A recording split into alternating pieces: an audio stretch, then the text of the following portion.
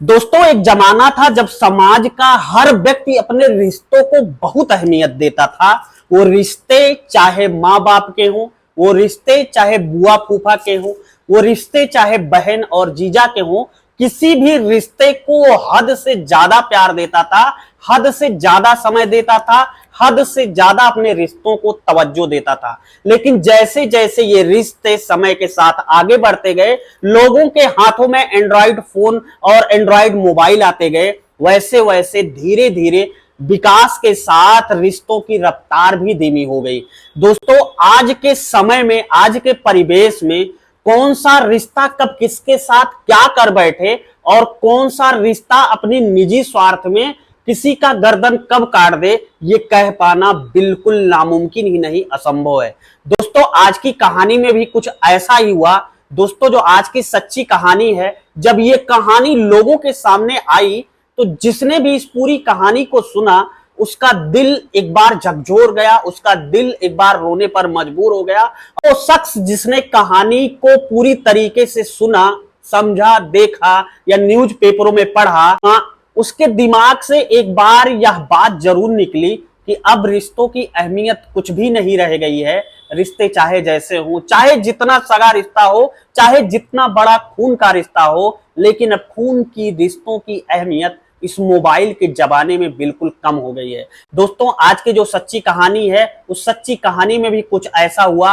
आज की सच्ची कहानी ने ना ही पूरे उत्तर प्रदेश को झकझोर कर रख दिया, बल्कि पूरे भारत ही नहीं, पूरे विश्व में जिसने जिसने जहां जहां से ये कहानी सुनी, इस कहानी ने रिश्तों की अहमियत पर एक बार प्रश्नवाचक चिन्ह जरूर लगा दिया। दोस्तों, जो आज की सच्ची कहानी है कुछ ऐसी ही है। सच्ची कहानी में आगे बढ़ने से पहले आपसे मेरा बस वही विनम्र अनुरोध कि दोस्तों, अगर अभी तक आपने चैनल को सब्सक्राइब नहीं किया है तो चैनल को सब्सक्राइब कर लेना, साथ में लाल बेल आइकन के बटन को प्रेस कर लेना, ताकि जब भी मैं ऐसी कहानी अपने चैनल पर अपलोड करूं तो आपको उसका नोटिफिकेशन सबसे पहले मिल जाए।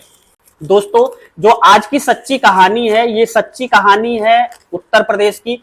उत्तर प्रदेश का एक जिला पड़ता है गाजीपुर, और गाजीपुर जिले का ही एक थाना पड़ता है नंदगांव, और नंदगांव थाने के अंतर्गत एक गांव आता है जिस गांव का नाम है कुसमही।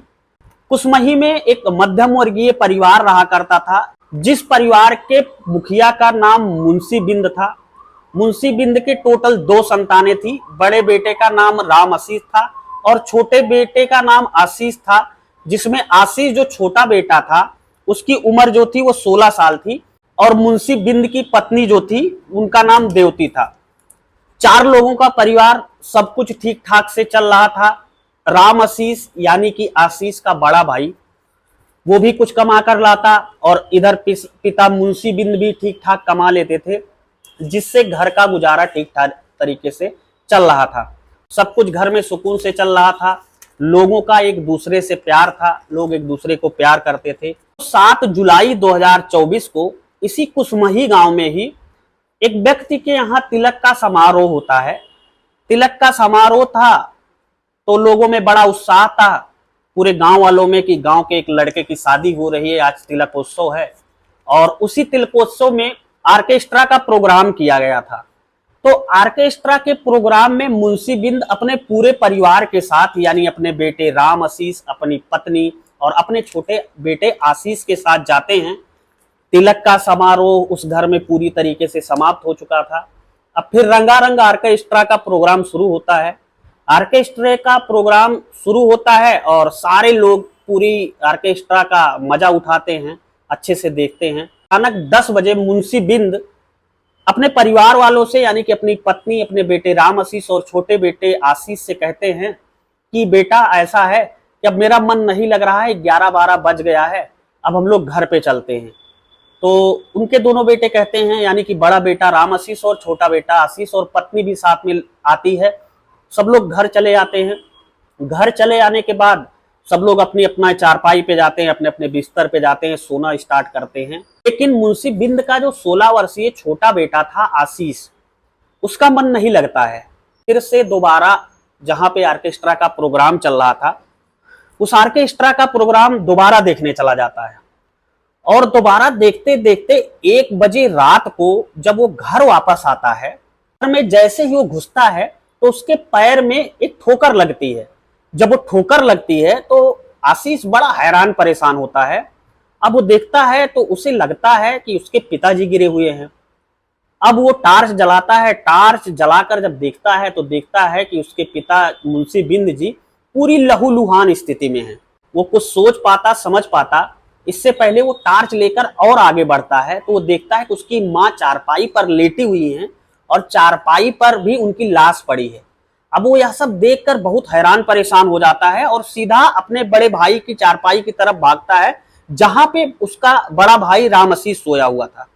अब राम आशीष को जब देखता है तो वो भी लहूलुहान स्थिति में, सेम उसी तरीके से जैसे माँ बाप की लाशें पड़ी हैं वैसे बड़े भाई की भी लाश पड़ी है। करीब 15 मिनट बीत चुका था। करीब 1:15 वो चिल्लाता हुआ गांव में मोहल्ले की तरफ भागता है। अब गांव वाले बड़ा हैरान परेशान कि आखिर क्या हो गया, गांव में ऐसी कौन सी घटना हो गई। तो गांव वाले पहले एक बार ये नहीं सोच पाते हैं कि आखिर आवाज कहां से आ रही है। कहीं ये आवाज ऑर्केस्ट्रा जहां हो रहा है वहां कोई झगड़ा झंझट तो नहीं हुआ है। तो गांव के कुछ लोग ऑर्केस्ट्रा की तरफ भाग के जाते हैं, लेकिन जब देखते हैं कि वहां सब कुछ रंगारंग प्रोग्राम ठीक तरीके से चल रहा है, कहीं कोई दिक्कत नहीं है, कुछ लोग भागकर मुंशी बिंद के घर की तरफ आते हैं तो देखते हैं कि आवाज वास्तव में यहां से आ रही थी। और जैसे ही मोहल्ले वाले लोग इकट्ठा होकर उसके घर में प्रवेश करते हैं तो चूंकि रात का समय था, जो जो लोग पूरे मंजर को देखते हैं उनके पैरों के नीचे से जमीन खिसक जाती है कि आखिर ये सब कैसे हो गया। अचानक आनन फानन में गांव के ऑर्केस्ट्रा का प्रोग्राम बंद कराया जाता है और उसी में से जो भीड़ आती है, जितने लोग इकट्ठा होते हैं, कोई पुलिस को फोन कर देता है। अब पुलिस वहां पर आती है। पुलिस जब पूरा वाकया देखती है तब पुलिस भी नहीं समझ पा रही थी कि ये एक घर के 3-3 लोगों की नृशंस हत्या वो भी इस तरीके से कर दी गई है। इसके पीछे क्या रीजन हो सकता है। खैर, ये सब करते करते लोगों का इकट्ठा होते होते और अगले दिन जैसे ही ये पूरी खबर सोशल मीडिया, न्यूज़पेपरों, न्यूज चैनलों के माध्यम तक लोगों के कानों तक पहुंचती है तो जितने भी लोग थे वो सब परेशान हो जाते हैं। आखिर इन 3 हत्याओं के पीछे किसका हाथ रहा होगा और ये तीनों हत्याएं आखिर किसने किस मंशा से की। इसके ऊपर चूंकि दबाव बन रहा था, वहां के लोग बहुत आक्रोशित थे। पूरा गांव इकट्ठा हो गया था। गाजीपुर के कुछ नेता लोग भी इकट्ठा हो गए थे। पुलिस के ऊपर लगातार दबाव बन रहा था और मामला पूरा लखनऊ तक तूल पकड़ लेता। पहले पुलिस उन पहलुओं की बारीकी से जांच कर रही थी कि इस हत्या के पीछे किसका हाथ है और ये हत्या वास्तव में की किसने है। समझने के लिए गांव के लोगों से बारी बारी से बात करती है। गांव के कई लोगों से जब बातचीत की जाती है तो गांव के कई लोग, पड़ोसी भी बताते हैं कि दरअसल इनका कोई ऐसा इतिहास नहीं रहा है। ये लोग कभी किसी से लड़ाई झगड़ा नहीं करते थे। यानी मुंशी बिंद का पूरा परिवार, दोनों बच्चे राम आशीष और 16 वर्षीय आशीष, दोनों बेटे ठीक ठाक थे। मुंशी बिंद भी बहुत ही मिलर आदमी था। कभी किसी से कोई झगड़ा लड़ाई नहीं थी। पुलिस गांव के ही 2-4 लोगों और मुंशी बिंद के बड़े भाई को थाने लेकर आती है और उनके ऊपर शक के आधार पर उन्हें थाने बैठाती है और उनसे बार बार पूछती है। तो सबसे पहले मुंशी बिंद के बड़े भाई से पूछती है पुलिस बारीकी से।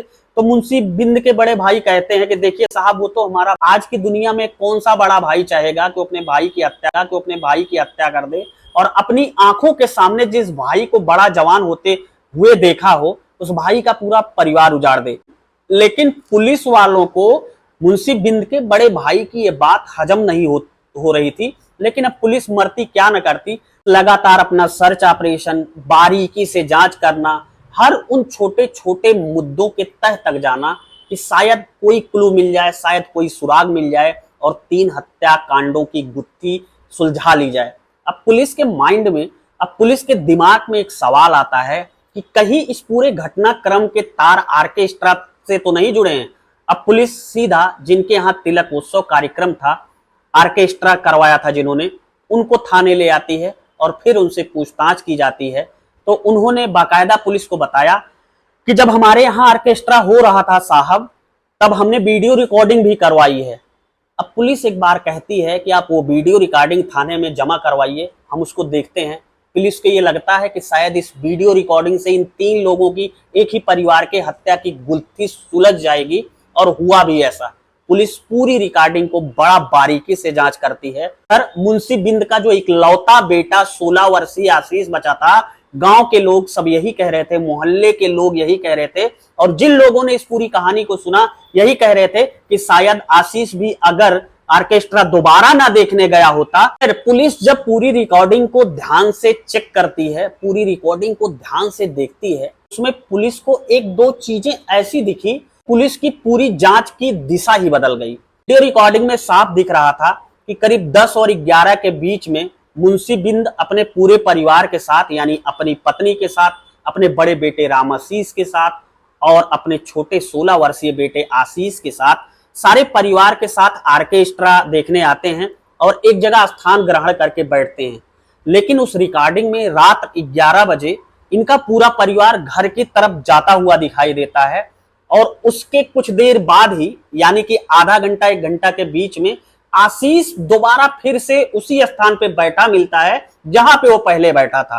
अब पुलिस का शक आशीष की तरफ जाता है, लेकिन आशीष की स्थिति देख के, क्योंकि आशीष रो रो कर उसका बुरा हाल था, में बेहोश हो जा रहा था, तो पुलिस ज्यादा दिमाग नहीं लगाती है पुलिस। लेकिन पूरी वीडियो रिकॉर्डिंग में एक चीज पुलिस का दिमाग फिर से आशीष की तरफ लेकर जाती है। दरअसल पूरा मामला ये था कि आशीष जब अपने परिवार के साथ, अपने बड़े भाई रामाशीष, अपने पिता मुंशी बिंद के साथ पहली बार ऑर्केस्ट्रा देखने आया था, तब उसने दूसरे कपड़े पहन रखे थे, और दोबारा जब वो अपने परिवार को छोड़कर आया था, उसने दोबारा दूसरे कपड़े पहन रखे थे। अब पुलिस आशीष से सिर्फ एक प्रश्न पूछती है कि आशीष, आप ये बताओ कि ये जो आपने कपड़े पहने थे, ये आपने दोबारा कैसे चेंज किए, काहे बदले आपने कपड़े? तो वो कहता है, साहब कुछ नहीं, मैं शुरू में आया था देखने, तो मैंने कहा ठीक ठाक, अच्छे ठीक ठाक, सुंदर लगना चाहिए, अच्छे कपड़े पहनना चाहिए, इसलिए मैं अच्छा कपड़ा पहन के आया था और दोबारा मैंने चेंज कर दिया साहब। हमारे घर वाले सो गए, मैं भी इधर चला आया साहब, फिर ये घटना घट गई। अब पुलिस वाले आशीष से सिर्फ एक प्रश्न और पूछते हैं कि जो आपने पहले कपड़ा पहना हुआ था, जो आप पहली बार पहनकर ऑर्केस्ट्रा देखने आए थे, वो कपड़े कहाँ है, वो कपड़े ला कर दो। अब आशीष घर में घुसता है लेकिन बाहर नहीं निकलता है, क्योंकि वो कपड़े वास्तव में थे ही नहीं। कपड़े पहनकर उसने अपने भाई, अपने माँ, अपने पिता की हत्या की थी, और वो हत्या उसने किसी हथियार से नहीं बल्कि घास छीलने वाली खुरपे से की थी, और उस खुरपे को उसने 5 दिन पहले ही गांव के एक बाजार में धार रखवाया था, ताकि उसका औजार, उसका हथियार किसी को मारते वक्त फेल ना हो। दोस्तों, जब पुलिस को आशीष ने पूरी घटनाक्रम की जानकारी, सिलसिलेवार पूरी कहानी बताई, तो एक बार पुलिस के भी रोंगटे खड़े हो गए कि एक 16 साल का बच्चा आखिर ऐसे कैसे कर सकता है। उससे काफी जांच की गई कि तुमने कैसे किया, तुम कैसे कर पाए, तो वो बताता है कि साहब ये सब ट्रिक, ये सब मैंने मोबाइल पर देखकर सीखी थी। मोबाइल पर देखकर मैंने जाना था कि एक साथ हम लगातार अकेले ही कैसे 3-4 लोगों को निपटा सकते हैं या 3-4 लोगों को कैसे मार सकते हैं। से पूछती है कि तुमने ऐसा क्यों किया, तो वो कहता है कि दरअसल साहब, गांव की एक लड़की थी जिससे मैं बहुत प्यार करता था, यानी कि उसकी उम्र अभी 14 साल है और मेरी उम्र 16 साल है, वो मुझसे 2 साल छोटी है। तो ये बात गांव के उस व्यक्ति को भी पता चल जाती है, यानी कि जिसकी बिटिया थी, और मेरे पिताजी को भी पता चल जाती है, मेरे बड़े भाई को पता चल जाती है। और फिर मैं अपने घर वालों से कहता हूं कि मुझे शादी करनी है, मैं उसी के साथ रहूंगा, मैं उससे प्यार करता हूं, तो घर वाले मना कर देते हैं और हमारे पिताजी मुंशी बिंद हमें समझाते हैं, देखो ये गांव की बात है, वो तुम्हारी रिश्ते में बहन लगती है, आपस में ऐसे गांव में, समाज में ऐसे काम नहीं किए जाते हैं। और जब मेरे बहुत दबाव के बाद भी मेरे घर वाले, यानी कि मेरी माँ, मेरे बड़े भाई और मेरे पिताजी नहीं माने, तो मैंने ये पूरा मन बना लिया कि मैं अब इन लोगों को अपने रास्ते से हटा के ही रहूंगा। और इसी रास्ते के हटाने के फिराक में मैं 4-5 दिन पहले गांव के एक बाजार में खुरपी को बाकायदा धार लगवाई, ताकि वो सही से काम करे और कोई भी विघ्न ना आ पाए। शायद उन परिजनों को, यानी कि उसके पिताजी को, उसके भाई को, उसके माँ को ये पता नहीं रहा होगा कि उनको मारने वाला कोई दुश्मन नहीं, कोई गैर नहीं, बल्कि वो अपना है, जिसे उन्होंने कभी उंगली पकड़ के चलना सिखाया होगा। और शायद ये माँ को भी भान नहीं रहा होगा, माँ को भी ये नहीं लगा होगा कि आज मुझे दुनिया छोड़ने पर वो शख्स मजबूर करेगा। इसे दुनिया में लाने के लिए मैंने लगातार 9 महीने तक यातनाएं सही। दोस्तों, तो ये थी आज की पूरी कहानी। आप देख सकते हैं मोबाइल पर एक 16 वर्ष का बच्चा, जो कि अभी नाबालिग है, क्या क्या चीजें सर्च करके, क्या क्या चीजें देख के अपने परिवारी जनन को कैसे मौत के घाट तक, मौत की नींद तक, मौत के मुंह में ढकेल दिया। तो ये कहानी सुनाने का मकसद किसी को हैरान करना या परेशान करना नहीं था। इस कहानी को सुनाने का हमारा मकसद बस इतना था कि आप सतर्क रहें, जागरूक रहें, अपने नाबालिग बच्चों को मोबाइल से दूर रखें, अपने बच्चों को हमेशा ये देखते रहें कि वो किस जगह पे जा रहे हैं, किस रास्ते पर चल रहे हैं और क्या कर रहे हैं। आपकी पूरी कहानी के बारे में क्या राय है? आप पूरी कहानी के बारे में क्या कहना चाहते हैं? आप अपनी महत्वपूर्ण राय हमें कमेंट बॉक्स में जरूर बताएं। मिलता हूं आपको एक नई कहानी के साथ परसों शाम 6 बजे। तब तक के लिए जय हिंद, वंदे मातरम।